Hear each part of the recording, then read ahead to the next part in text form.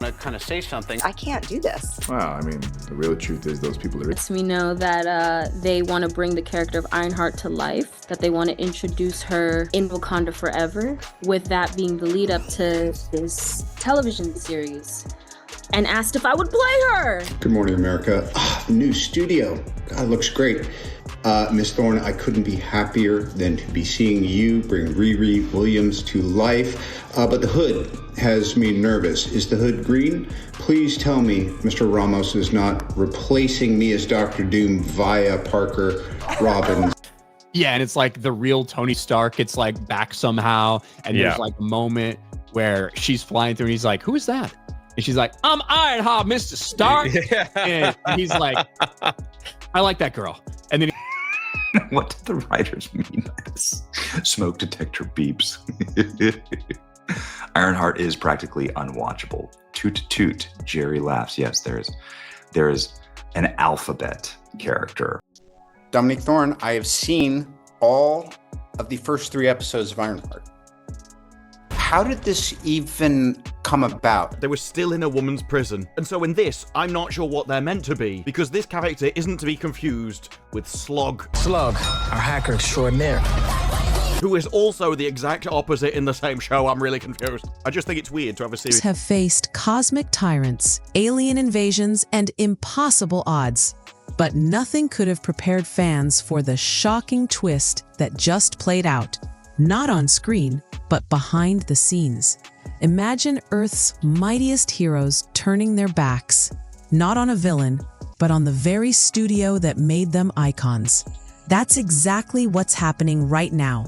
The cast that once carried Marvel to global dominance has gone silent, leaving Marvel Studios scrambling as one of their most ambitious projects collapses under the weight of controversy and rejection. Would I be right in saying that this is probably the worst thing that Marvel have ever put out? Where Downey Jr. pointed out to both Marvel and Disney that this could not only ruin his reputation, but also cost him fans, and he's against making those statements. However, both Bob and Kevin informed him that taking part in these types of statements and the press tour for Ironheart is built into his very expensive contract for the future of the MCU, mostly related to the return in Avengers Doomsday. RDJ is already challenging both Bob Iger and Kevin Feige that he will only make statements defending Ironheart and Riri Williams if it avoids arguments about DEI.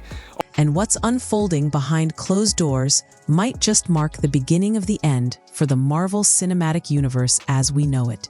Because if the Avengers themselves are refusing to fight for Marvel's future, what hope is left for the studio that built its empire on their shoulders? For over a decade, the Avengers stood united, on screen and off. No matter how risky the storyline or how wild the villain, you could always count on Marvel stars to rally behind the brand. Episode 3, she's a fucking murderer. So she just leaves him to die. Conversations that I have seen surrounding Riri Williams and Tony Stark are actually kind of frustrating. How you react to not the storytelling, not the writing, but the characterization of Riri Williams is really a litmus test, because the parallels that she has with Tony Stark is borderline identical. Defending its choices and hyping its projects. But this time, the silence is deafening. When Marvel rolled out Ironheart 2, something strange happened. The very actors who once stood as the franchise's most loyal defenders, Robert Downey Jr., Scarlett Johansson, Chris Evans, Chris Hemsworth, and Jeremy Renner, had nothing to say. No enthusiastic interviews, no promotional posts, no glowing words of support. To casual fans, it might have seemed like coincidence. But to insiders, this silence wasn't just absence, it was defiance. A collective refusal to endorse a direction they no longer believe. People just aren't into Riri. People love Tony Stark and they love Rhodey, so you can't say it's a race thing. Even Rescue has some love. Riri just ain't that interesting. I had a lot of support from the industry, had a lot of support from my fellow co-stars, and I'm very, very happy with the... For the first time ever, the Avengers weren't fighting for Marvel. They were quietly walking away. And this begs the question, What could drive Earth's mightiest heroes to abandon the empire they helped build? The answer lies in one of Marvel's most hyped successors, Ironheart. Marketed as the spiritual heir to Tony Stark, this series was supposed to keep the Iron Man legacy alive after Downey's emotional exit in Endgame. Asked me to do a season 2, and they offered me half the money. Like, wow, it's going to take me twice the amount of work for half the amount of money. It was some 9-picture contract, and when you have a giant contract, if all of a sudden you're not responding well, too bad. You got to suit up again. That was scary. This is a Franken show right here. You see that with young Han Solo? Young Han Solo in episode 2 says, I carry all these weapons because I want to get closer to my father. Then in episode 3, he goes, actually, my father was Jeff Bridges from the first Iron Man, and I've always been running away from him. In addition, contemporary discourse. The racial politics in this one are very outdated by this point. Dominique Thorne was introduced as Riri Williams, a genius who could build her own advanced armor and rise to fill Tony's shoes. Marvel pitched her as the next big thing, a symbol of the franchise's future. Even Robert Downey Jr. offered public encouragement, praising Thorne's talent and giving cautious approval. But behind the applause was hesitation. Fans noticed Downey's support was polite but distant. He never went all in on the Ironheart hype train. And as the series launched, the cracks began to show. Instead of ushering in a bold new chapter, Ironheart became the most divisive project Marvel had ever released. The combination. I heard that statement from someone who works at Marvel. It's the worst. You have to completely introduce the character. You have to quickly get through her story of how she winds up back home. And then you're introducing all these characters and your mom, Ronnie, Angie White, who's fantastic. Baby. Oh, get in here. Oh. And I see you have this little kind of like coven of support. You always have suits and pieces of practical suits around you. Yes. Did you ever have like a little spot welding lesson or the person Yes, absolutely. Right? Such behind the scenes. She took the name because of how she lost her best friend and her father, like a gunshot wound to the heart. And that is where the need and the desire to kind of cloak herself, protect her community, where all of that came from. And that to me is super familiar with Mr. Tony Stark over there wanting to cloak the world in a suit of armor. What was meant to honor Iron Man's legacy ended up sparking backlash that fractured the fan base and, more importantly, alienated the very actors who once carried the MCU on their backs. The fallout was brutal. Critics and fans alike hammered the show, calling it one of Marvel's weakest productions to date. Reviews tore into the plot, pointing out glaring contradictions, like how Riri was supposedly expelled from MIT, yet somehow had access to billion-dollar tech resources. Instead of being portrayed as a brilliant underdog, she came across as untouchable and unrelatable. Like, before the show really gets started, she makes it clear to the audience, I want money. I need money. I need money to become great. Asked me to do a season 2, and they offered me half the money. Oh, wow. I told him to go fly a kite. I mean, just at the insult offer. So it was a little disheartening that didn't happen, but that's sort of new territory, new frontier, and I think it can kind of be a lonely sort of road when you kind of go out and do something like that's sort of uncharted territory. But I had a lot of support from the industry, and a lot of support from my fellow co-stars. Skipping the struggle that made Tony Stark's journey resonate. On top of that, her morality was questionable. Many saw her actions as closer to those of a villain than a hero, raising the uncomfortable question of whether Marvel had accidentally made its Iron Man successor into the very thing audiences were meant to root against. Online debates exploded. Some fans argued the character deserved more time to grow, while others flat out rejected her as a replacement for Stark. The intended passing of the torch moment backfired spectacularly, and suddenly Ironheart wasn't the savior of Marvel's future. It was the symbol of everything going wrong. The cracks in Marvel's empire didn't appear overnight. They built up slowly, over years of tension, broken promises, and behind-the-scenes disputes that most fans never saw. And when you look closely, the silence around Ironheart 2 makes perfect sense, because by that point, the relationship between Marvel and its biggest stars was already hanging by a thread. Take Scarlett Johansson.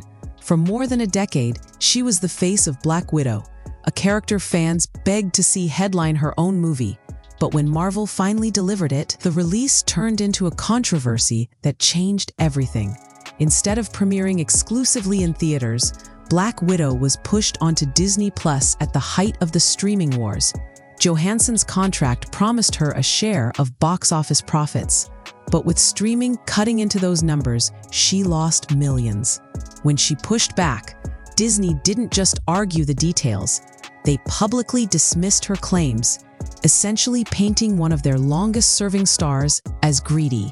Johansson responded with a lawsuit, and suddenly, the Marvel family image shattered.